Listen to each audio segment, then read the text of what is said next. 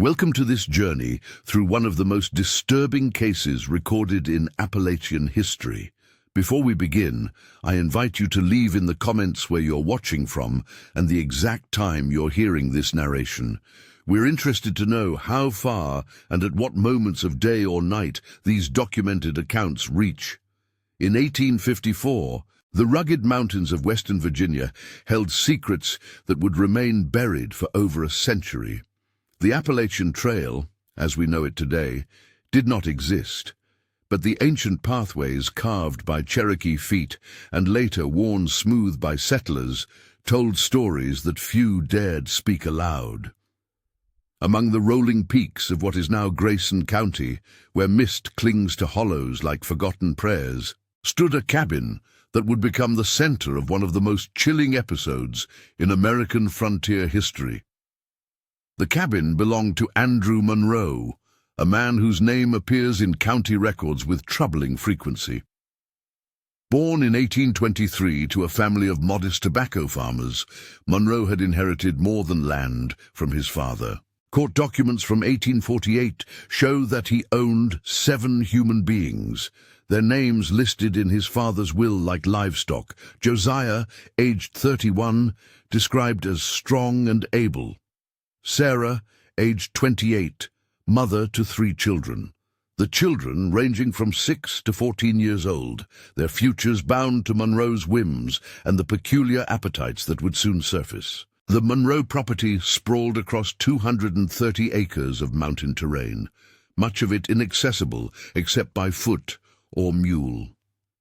Neighbors were scarce, the nearest settlement being White Top, a day's ride through treacherous mountain passes. This isolation served Monroe well, creating a world where his word was law and his actions rarely witnessed by outside eyes. Josiah Reed, as he was known to the few who bothered to record such details, had been purchased by Monroe's father in 1838 from a plantation in South Carolina. Unlike many enslaved men of his era, Josiah possessed an unusual skill that would prove both blessing and curse. County records from 1849 mention his work as a blacksmith, his forge producing tools and implements that drew customers from as far as Abingdon. More troubling entries, discovered in a cache of papers found in 1962 during renovation of the old courthouse, suggest that Josiah's metalworking skills extended into darker territory. The first indication that something was amiss at the Monroe cabin came in late autumn of 1854, when Sarah, one of the enslaved women, arrived at the White Top trading post in a state that witnesses described as barely coherent. The post's proprietor, a man named William Cunningham, recorded the incident in his daily ledger, an entry that would not be discovered until 1957, when the building was demolished.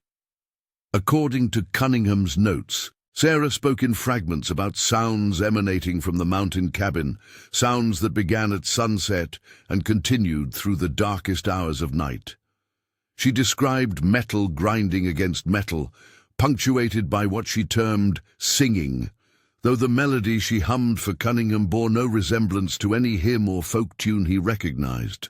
Most disturbing were her repeated references to a device that Josiah had been forced to construct under Monroe's specific instructions.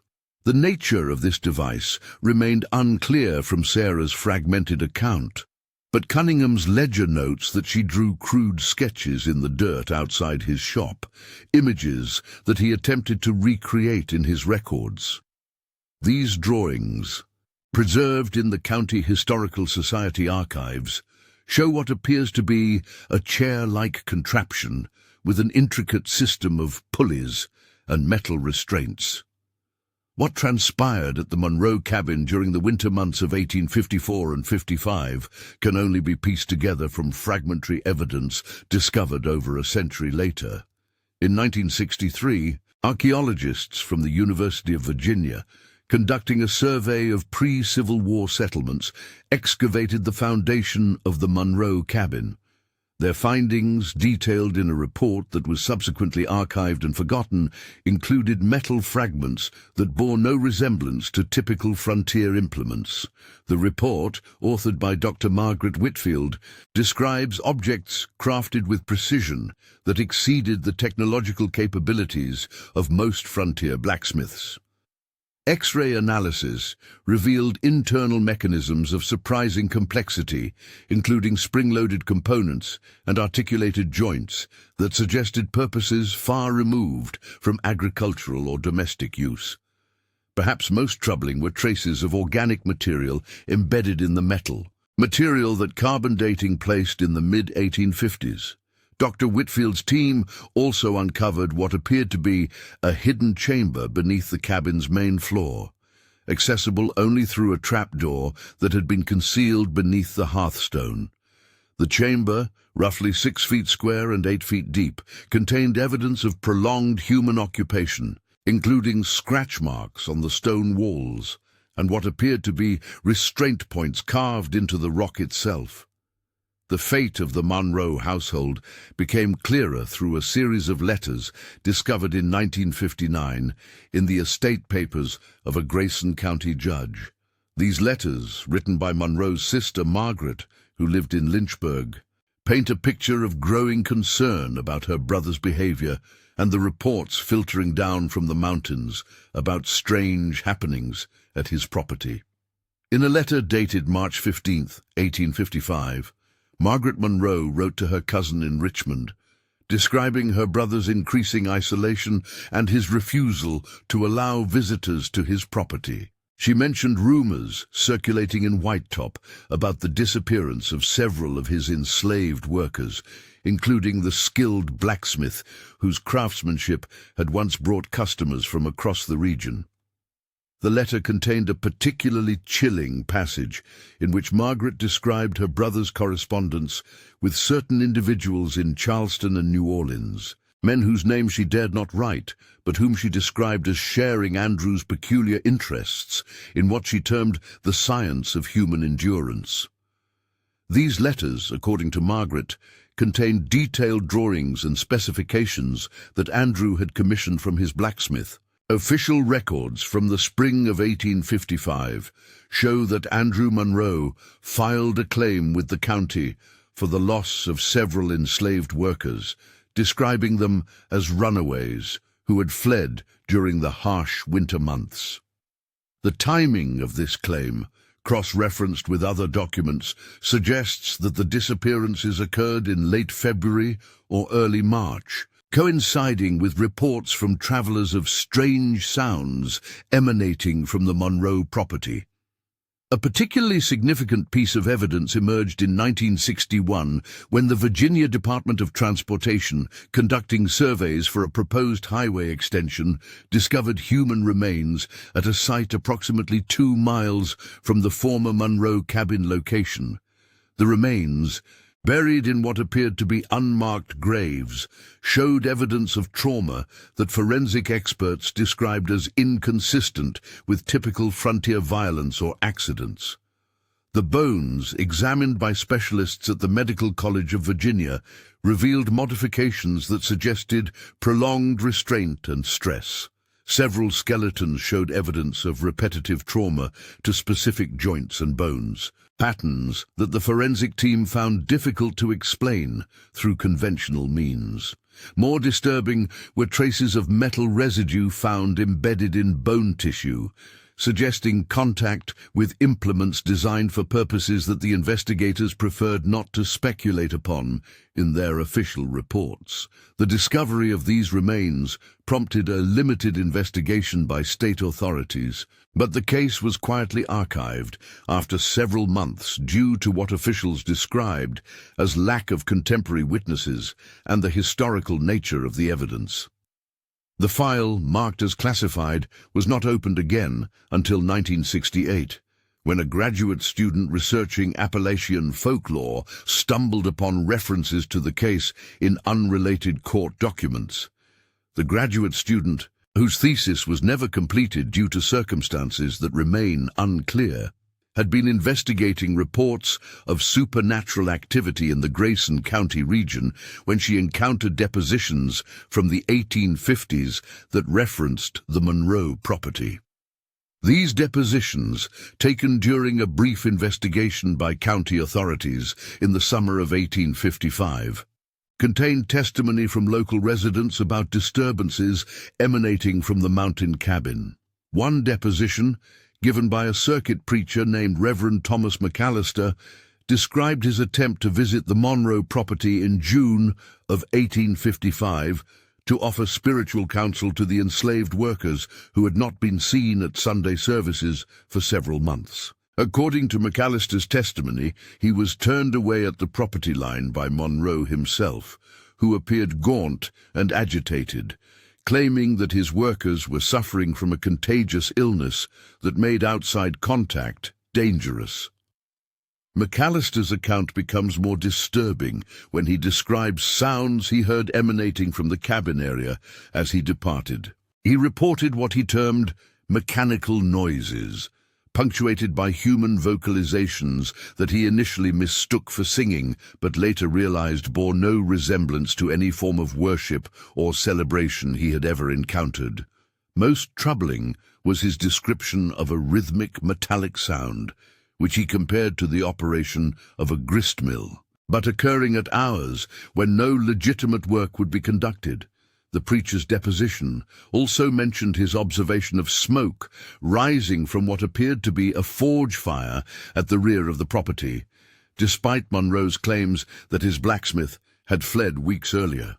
When questioned by county officials, Monroe explained the forge activity as his own amateur attempts to maintain his farm implements, but McAllister's testimony suggests that the smoke carried an odor that he found deeply disturbing and unlike any metalworking operation he had previously encountered. As summer progressed into autumn of 1855, reports from the Whitetop area began to include accounts from travelers who described avoiding the mountain passes near the Monroe property due to sounds that made their horses skittish and their dogs refused to continue along the trail. These reports, collected in a journal kept by the Trading Post proprietor, described nocturnal disturbances that seemed to emanate from the general direction of Monroe's cabin. One particularly detailed account comes from a traveling merchant named Joseph Crawford, who was forced to camp near the property when his wagon wheel broke during a journey to Abingdon. In September of 1855, Crawford's written statement, discovered in his personal effects after his death in 1892, describes a night of terror that he claimed haunted him for the remainder of his life. According to Crawford's account, the sounds began shortly after sunset and continued with mechanical regularity until dawn. He described what he termed an unholy chorus of metal grinding against metal, punctuated by vocalizations that he initially attributed to animals, but gradually realized possessed a human quality that made his blood run cold.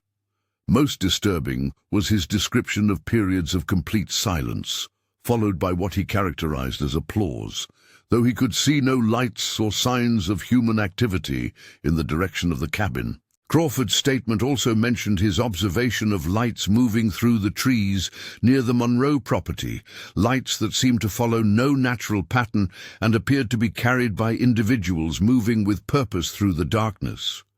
His attempts to hail these apparent travelers met with no response, and the lights continued their mysterious progress until they disappeared in the direction of the cabin.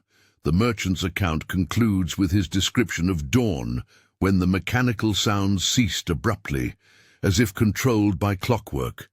The sudden silence, according to Crawford, was somehow more disturbing than the nocturnal disturbances, creating an atmosphere of expectation that made him eager to repair his wagon and continue his journey as quickly as possible. By winter of 1855, the Monroe property had gained a reputation throughout the region that effectively isolated it from normal commerce and social contact. County records show that Monroe made no further purchases at local trading posts, nor did he appear at any community gatherings or religious services. The property seemed to have withdrawn into itself, sustained by whatever resources and activities occupied its hidden corners. The final official documentation of Andrew Monroe's presence in Grayson County comes from a tax assessment conducted in early 1856. The assessor's notes, preserved in county archives, describe a property in decline, with buildings in disrepair and no evidence of ongoing agricultural activity. Most significantly, the assessment lists no enslaved workers, marking a dramatic change from previous years, when Monroe's human property had represented a substantial portion of his taxable wealth. The assessor's report also mentions his inability to locate Monroe himself during the inspection, despite evidence that the property remained occupied. Smoke from chimneys and the maintained condition of certain outbuildings suggested ongoing habitation, but repeated attempts to contact the property owner met with no response. The assessor noted his discomfort with the property's atmosphere, describing an oppressive quality that he attributed to the elevation and isolation, but which seemed to affect his horse's behavior and his own peace of mind. When Monroe failed to appear for the spring 1856 county court session, where landowners traditionally settled their tax obligations and conducted annual business, local authorities initiated a formal inquiry into his whereabouts. The inquiry, led by Sheriff William Patterson, resulted in the first official visit to the Monroe property by law enforcement officials since the brief investigation of the previous summer. Sheriff Patterson's report, filed in June of 1856 and archived until its rediscovery in 1964, describes a property that appeared abandoned despite evidence of recent occupation. The main cabin showed signs of hasty departure, with personal belongings scattered as if their owner had left suddenly and without concern for their recovery. More troubling were signs of activity in the forge area, where Patterson discovered what he described as implements of unknown purpose, crafted with skill that exceeded anything he had previously encountered in the region. The sheriff's report becomes increasingly disturbed in its tone as it describes the discovery of the hidden chamber beneath the cabin. Patterson's initial description focuses on the chamber's construction, noting the precision of the stonework and the evidence of long-term use suggested by wear patterns on the walls and floor. However, his account becomes fragmented when addressing the chamber's contents, referring obliquely to objects and materials that he found deeply disturbing but could not adequately describe in official language. Perhaps most significantly, Patterson's report mentions the discovery of what appeared to be detailed drawings and specifications, apparently created by someone with advanced knowledge of mechanical engineering and human anatomy. These documents, which Patterson described as too disturbing to preserve as evidence, were apparently destroyed immediately upon their discovery, though the sheriff's report suggests that he may have retained copies for submission to higher authorities.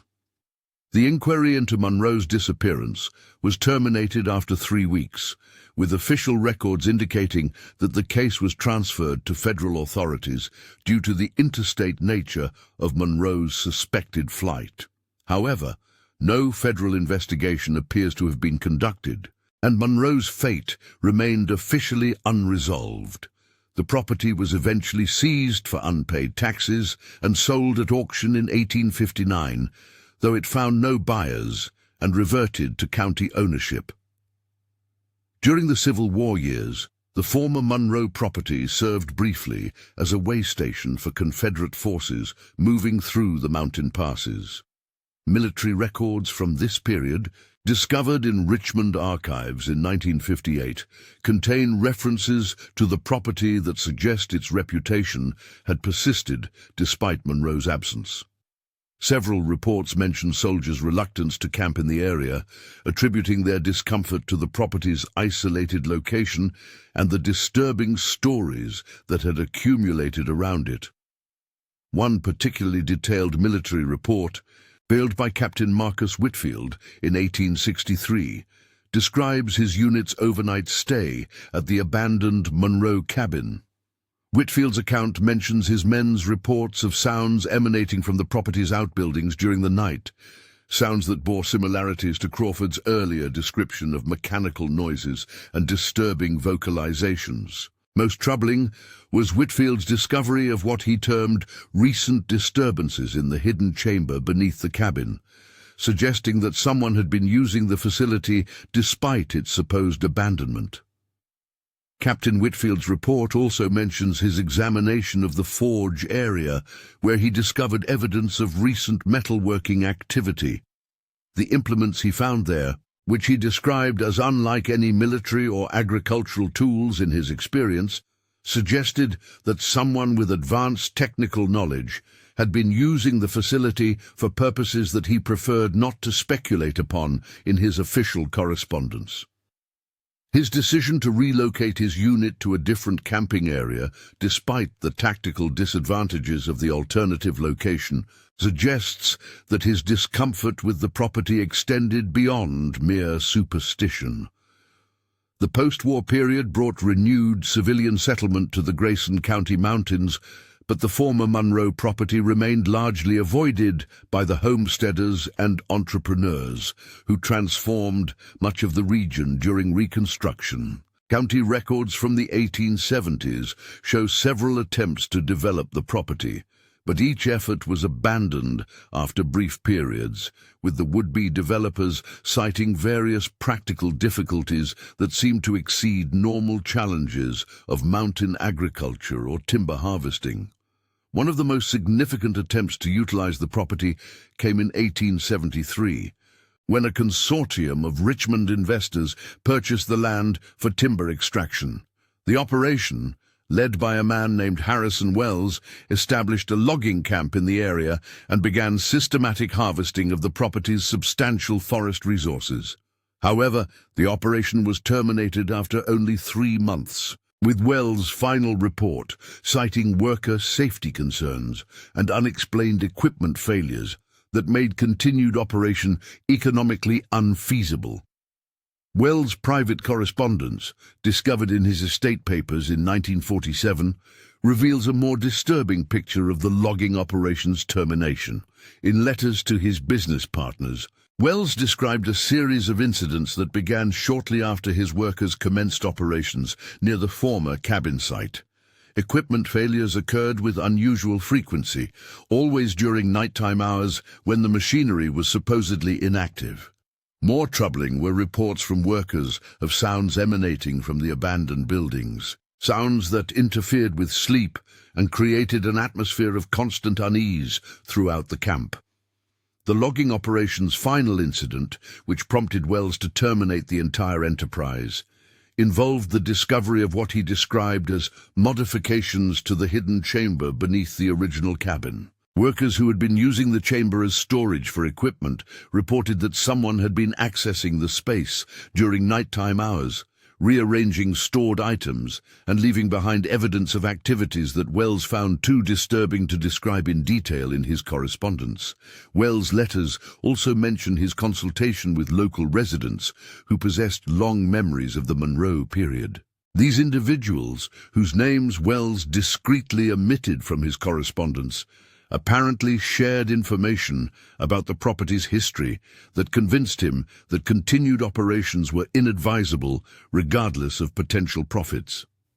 His decision to sell the timber rights to a competitor while retaining ownership of the property itself suggests that his concern extended beyond immediate business considerations to longer-term implications of association with the location.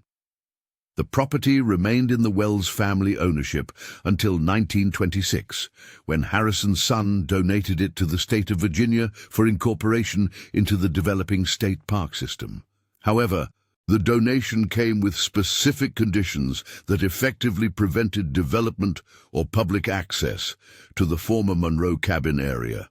These conditions, preserved in the deed transfer documents, required that the cabin foundation and surrounding acre remain undisturbed, and that access be restricted to approved researchers and historical preservation specialists. The first scientific examination of the property under state ownership occurred in 1931, when archaeologists from William and Mary College conducted a preliminary survey of the cabin foundation and immediate surroundings.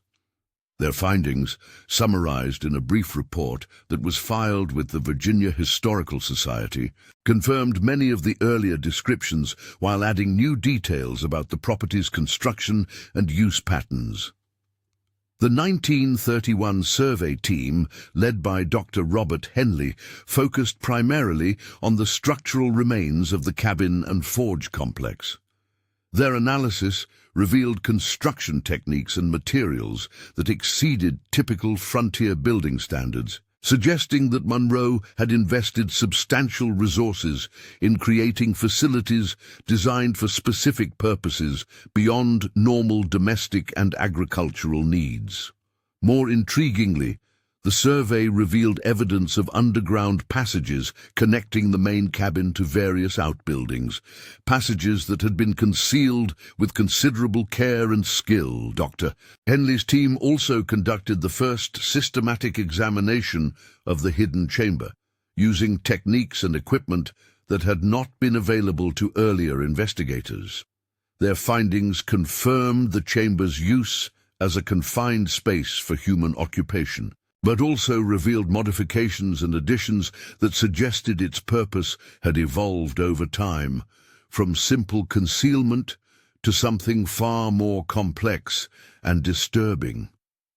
The survey report describes the discovery of metal fixtures embedded in the chamber walls, fixtures that showed evidence of repeated use and mechanical stress. Chemical analysis of residues found on these fixtures revealed traces of human biological material, confirming that the chamber had been used for purposes involving prolonged human confinement.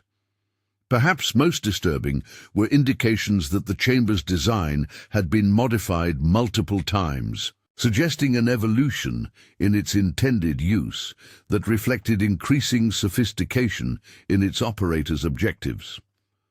Dr. Henley's report also documented the discovery of additional chambers connected to the main hiding space by the underground passages his team had mapped. These secondary chambers, smaller than the primary space but showing similar evidence of human occupation, suggested that the Monroe property had been designed to accommodate multiple individuals simultaneously. The implications of this discovery, combined with the evidence of the chamber's prolonged use, painted a picture of activities that exceeded the scope of typical frontier violence or exploitation. The 1931 survey was terminated earlier than originally planned due to what Dr. Henley described in his private notes as team members' increasing reluctance to work in the underground spaces. Several team members reported experiences that they attributed to the psychological effects of working in confined, historically traumatic spaces, but which seemed to exceed normal reactions to such environments. Dr.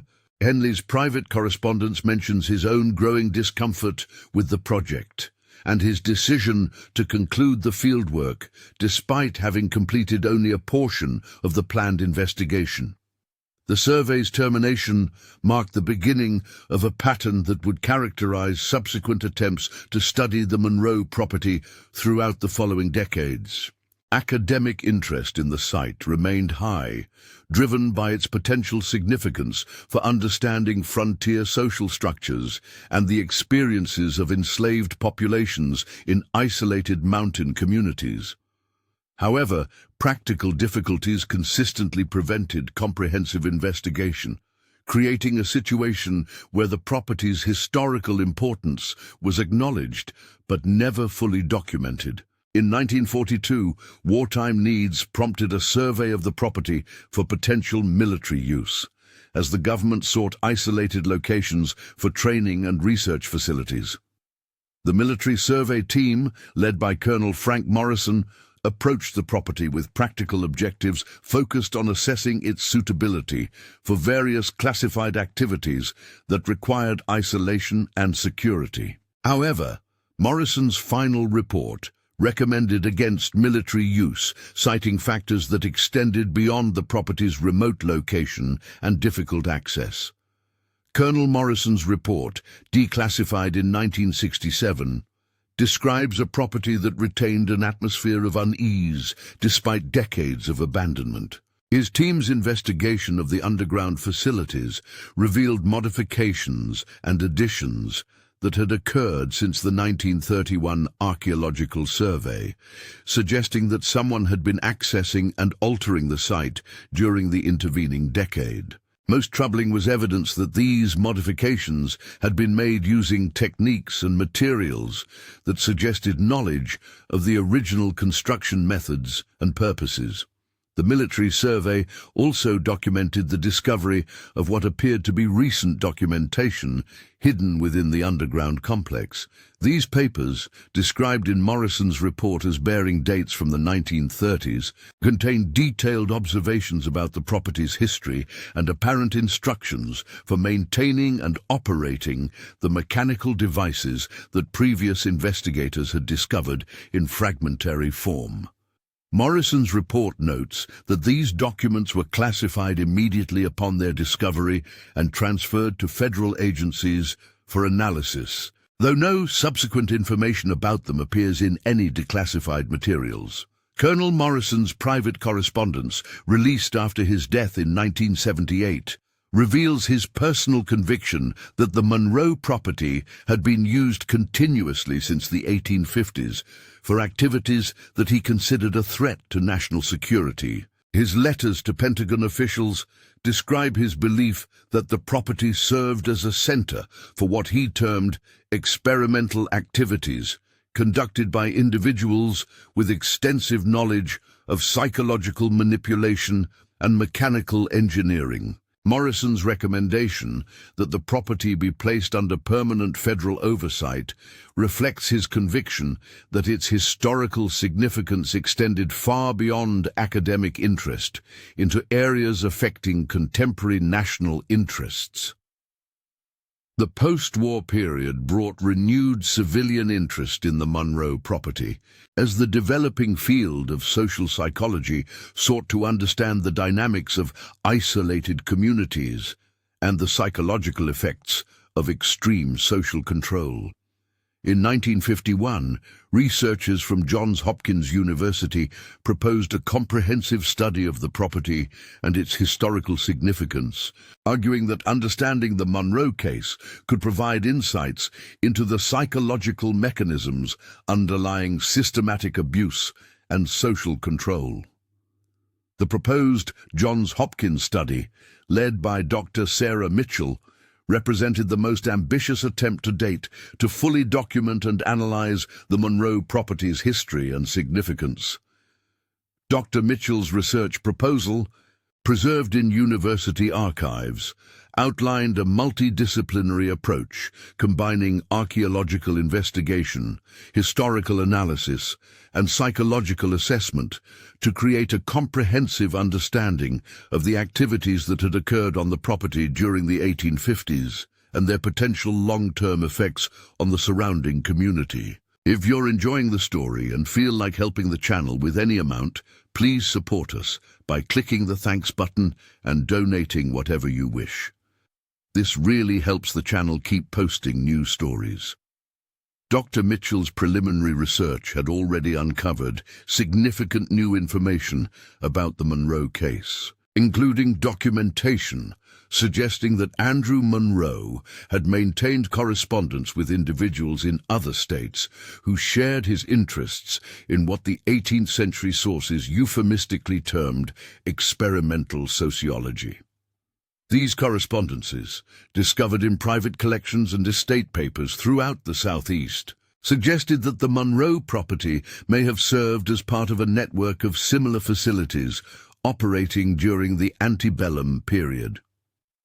The Johns Hopkins study was approved and funded in 1952, with fieldwork scheduled to commence in the spring of 1953, However, the project was terminated before any on-site investigation could begin, due to what university officials described as concerns about the psychological effects on research team members of exposure to the property's historical trauma. Dr. Mitchell's private papers, donated to the university library after her death in 1989, suggest that the termination resulted from federal intervention rather than university concerns, though she was never able to confirm the source of the pressure that ended her research. The 1950s also brought increased attention from amateur historians and local researchers who sought to document the Monroe case as part of broader efforts to preserve Appalachian history and culture. These grassroots research efforts, while lacking the resources and expertise of academic investigations, succeeded in gathering substantial oral history materials and identifying documentary sources that had been overlooked by previous researchers. One of the most significant amateur research efforts was conducted by Margaret Patterson, a retired schoolteacher whose family had lived in Grayson County since the early 1800s. Patterson's research, which she conducted during the 1950s and 60s, focused on gathering testimony from elderly residents whose families had been present during the Monroe period. Her interviews, conducted with individuals whose grandparents or great-grandparents had been contemporaries of the Monroe household, revealed a substantial body of oral tradition that had preserved details about the case that appeared in no written records. Patterson's interviews revealed that the Monroe property's reputation had persisted in local memory far beyond what any written sources suggested. Multiple interview subjects described family prohibitions against traveling near the property, prohibitions that had been passed down through generations without explicit explanation, but with clear warnings about the dangers of curiosity about the abandoned cabin and its surroundings. These oral traditions suggested that the local community had maintained a collective understanding of the property's significance that exceeded what had been recorded in official documents. Perhaps most significantly, Patterson's research uncovered testimony suggesting that activities at the Monroe property had not ceased with Andrew Monroe's disappearance in 1856. Several interview subjects described family stories about ongoing disturbances at the property during the late 1850s and 1860s, disturbances that suggested continued use of the facilities by unknown individuals. These accounts, while fragmentary and filtered through multiple generations of oral transmission, painted a picture of the property as an ongoing concern rather than a historical curiosity. Patterson's research also revealed evidence that the Monroe case had influenced local customs and social structures in ways that persisted well into the 20th century. Interview subjects described community practices and informal institutions that appeared designed to prevent the development of the kind of isolated, unmonitored household that had enabled Monroe's activities. These practices, which included regular informal visits to remote properties and community oversight of relationships between property owners and workers, suggested that the local population had developed systematic responses to prevent repetition of the Monroe situation. The 1960s brought a new wave of interest in the Monroe property, driven by the broader cultural fascination with historical mysteries and unexplained phenomena that characterized the decade.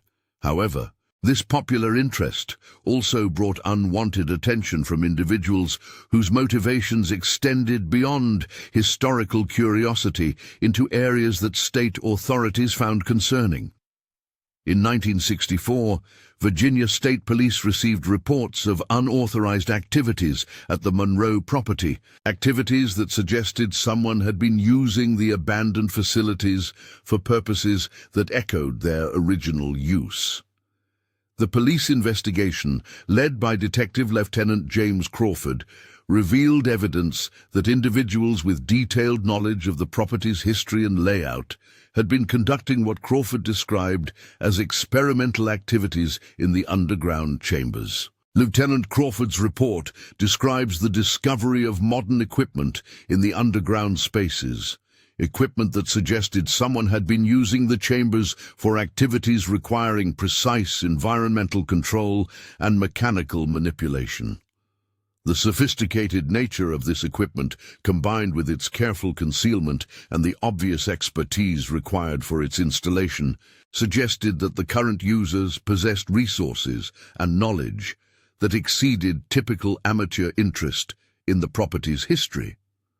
The 1964 investigation also revealed that the unauthorized users had been conducting detailed research into the property's history, accumulating documentation that exceeded what was available through normal archival sources.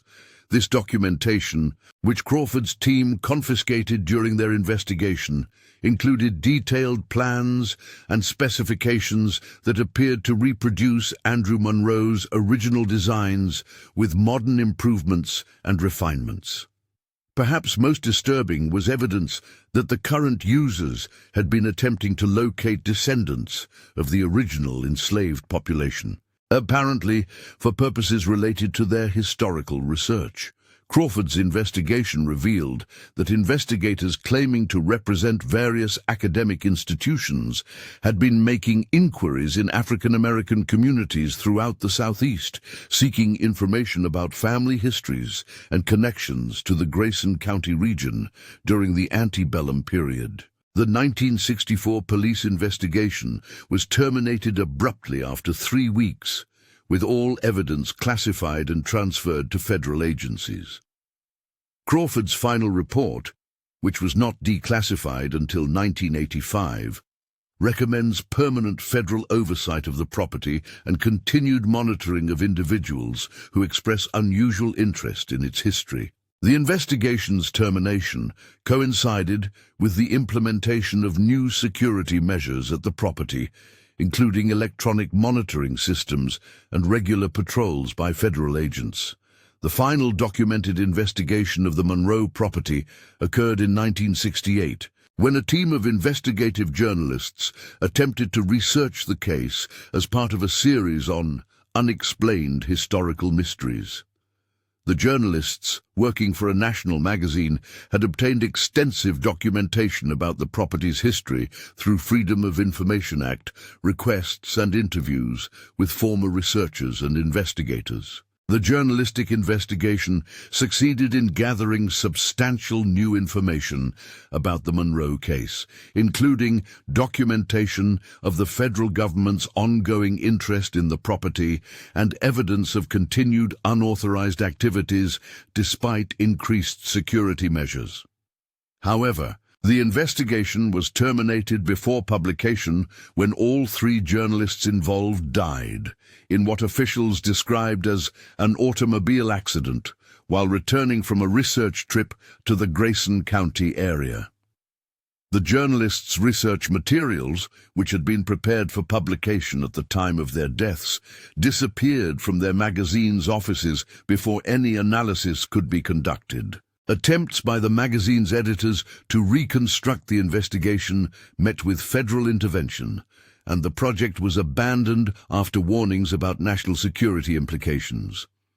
Today, more than a century after Andrew Monroe's disappearance, the property remains under federal oversight, officially designated as a historical preservation site with access restricted to approved researchers. The occasional academic interest in the case has been discouraged through administrative obstacles and security concerns, creating a situation where one of the most significant episodes in American frontier history remains largely unknown outside specialized circles.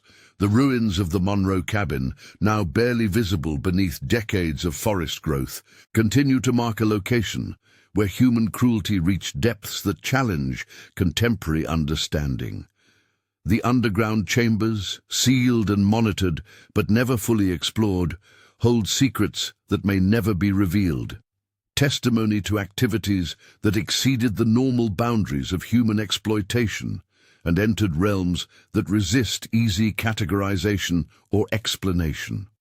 Local residents, descended from families that lived through the Monroe period, maintain their ancestors' reluctance to discuss the case or approach the property. The informal prohibitions that developed in response to the original crisis have evolved into community traditions that effectively preserve the property's isolation while acknowledging its significance through collective avoidance. The mechanical devices that Josiah Reed was forced to construct under Andrew Monroe's direction have never been fully documented or understood. The fragmentary evidence gathered by decades of investigation suggests implements designed for purposes that combined mechanical precision with intimate knowledge of human psychology and physiology. The sophistication of these devices, far exceeding normal frontier craftsmanship, raises questions about Monroe's connections and influences that remain unanswered.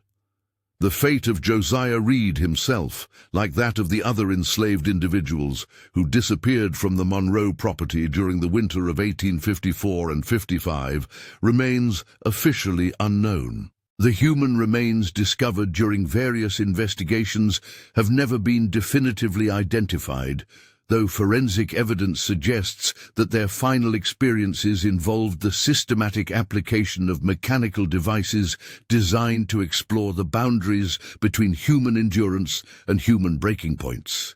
Federal authorities continue to monitor the property and discourage public interest in the case, maintaining the official position that the Monroe incident represents a historical curiosity with no contemporary relevance.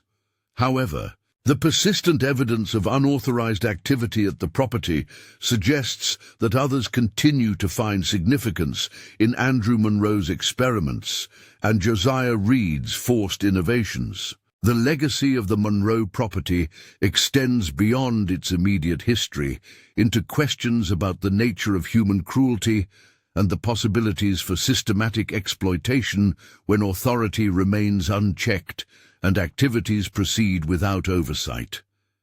The case represents a convergence of antebellum social structures, geographic isolation, and individual pathology that created conditions for activities that exceeded normal categories of historical violence.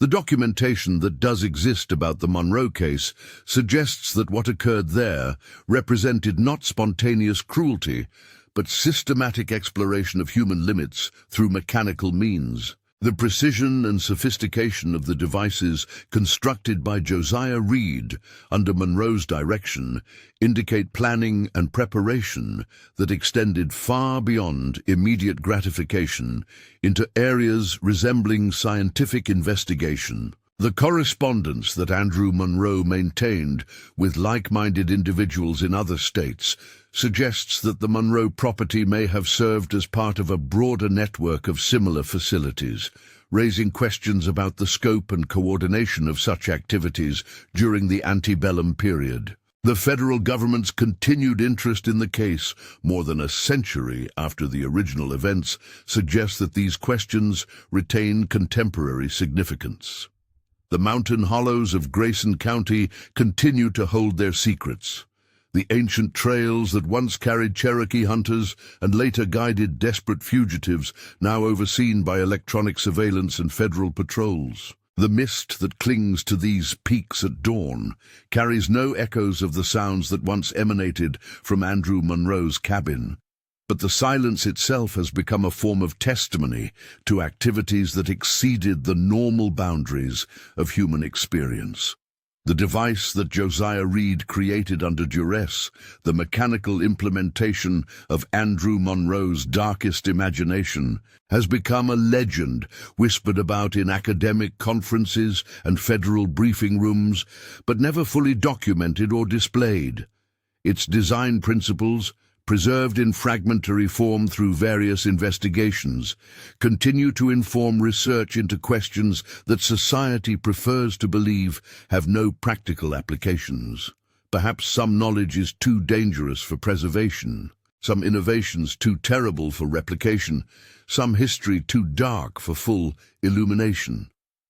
The Monroe property stands as testimony to human capacity for systematic cruelty, while the federal oversight that continues to surround it suggests recognition that such capacity, once demonstrated, may inspire emulation by those who find inspiration in the darkest chapters of human experience.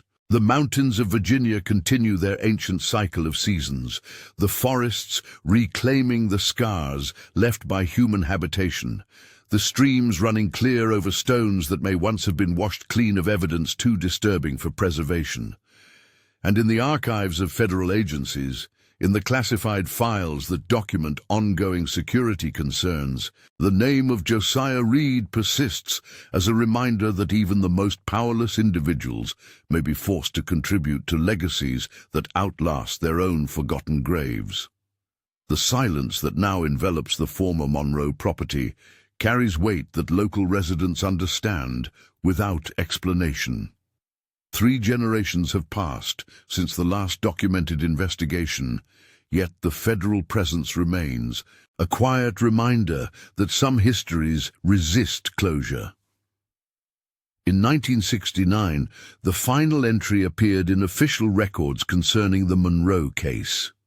A brief notation in Department of Interior files recorded the permanent sealing of the underground chambers, citing structural instability and environmental hazards. No mention was made of the mechanical devices that multiple investigations had documented, nor of the sophisticated equipment that unauthorized visitors had installed during the 1960s. The sealing operation, conducted by a specialized team whose identity remains classified, reportedly required 3 weeks to complete. Local residents reported unusual activity during this period, including the arrival of unmarked vehicles and the sound of heavy machinery operating during nighttime hours. When questioned by curious neighbors, federal officials cited routine maintenance of monitoring equipment, though the scale of activity suggested operations far more extensive than simple upkeep. Following the sealing, electronic surveillance of the property was expanded to include seismic monitoring and infrared detection systems. These measures, ostensibly installed to prevent unauthorized access, also served to monitor any subsurface activity that might indicate continued use of sealed areas or the existence of undiscovered chambers. The effectiveness of these security measures became apparent in 1972 when federal agents intercepted a group of individuals attempting to access the property using sophisticated excavation equipment. The group, whose identities and affiliations were never publicly disclosed, had apparently conducted extensive research into the property's layout and history, suggesting access to documentation that exceeded what was available through normal channels. The 1972 incident marked the last known attempt to physically access the Monroe property for purposes related to its historical significance. Subsequent interest in the case has been limited to academic research conducted through archival materials, with on-site investigation effectively prevented through administrative and security obstacles. Today, the Monroe property appears on no tourist maps, rates no historical markers, and receives no mention in standard histories of Grayson County or the broader Appalachian region. The trail that once led Cherokee hunters through these mountains has been rerouted to avoid the area entirely, and modern hiking maps show the location as unsuitable for public access due to unstable terrain. Yet the case continues to influence federal policy regarding historical preservation and access to sensitive sites. The Monroe precedent has been cited in classified discussions about limiting public access to locations where historical activities might inspire contemporary replication, though the specific nature of these concerns remains officially unacknowledged. The name of Josiah Reed appears in no public memorials, receives no historical recognition, and is remembered only in federal files that document his forced contribution to innovations too dangerous for preservation. His legacy lives on in security protocols designed to prevent access to knowledge that some believe should remain buried with its creators. The device he was compelled to construct under Andrew Monroe's direction has achieved a form of immortality through its absence. Its design preserved in fragments that resist complete reconstruction, while continuing to fascinate those who encounter references to its capabilities in classified research. The mountains of Virginia keep their secrets, the mist that rises from these hollows each dawn, carrying no echoes of the sounds that once emanated from the Monroe cabin. The silence has become complete, enforced by electronic surveillance and federal oversight, but also maintained by a community that learned long ago that some knowledge carries prices too high for curiosity to justify.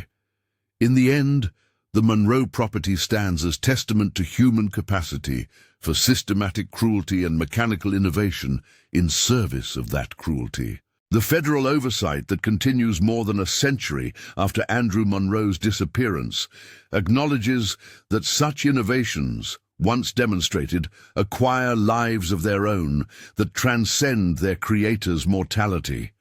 The trail through these mountains continues to carry hikers and hunters, but the paths now curve around areas that local maps simply mark as restricted federal land. No explanation is provided for these restrictions, no historical context offered for their necessity.